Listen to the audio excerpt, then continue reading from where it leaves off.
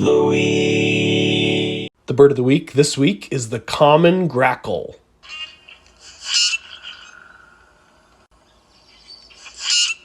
This is a large, slender blackbird with long legs, a long tail, and a hefty bill.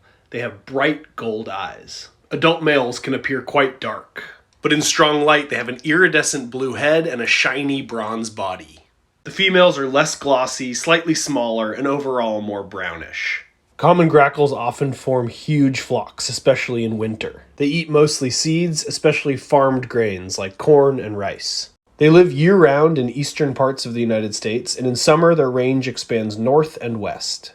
They're one of the many bird species known for anting. They lay on the ground, spread their wings, and let ants crawl all over them. Ants secrete formic acid, and this probably helps keep feathers clean and free of parasites. Common grackles squeak, whistle, and croak, and they make a sound like a rusty gate.